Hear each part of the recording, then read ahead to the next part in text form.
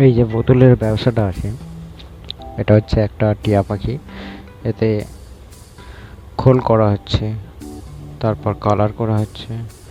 Colour করার পর এটাকে বিভিন্ন রকম গোটা দেশের রাজ্যের মধ্যে ট্রান্সপোর্ট করা হচ্ছে।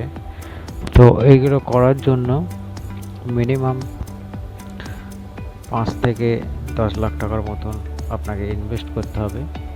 করার পর এই ব্যবসাটা কিন্তু আপনি কন্টিনিউ একটা চালু করতে পারবেন। আপনার রাজ্যের মধ্যে যেসব বড় বড় ট্রান্সপোর্টের হোলসেলার আছে, তাদের কাছে নিজেই কিন্তু আপনারা এটা হোলসেল করতে পারবেন।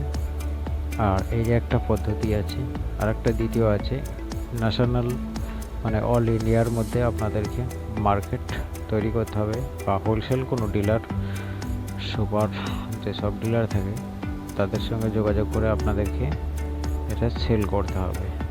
তো 5 থেকে 10 লাখ টাকা আছে এর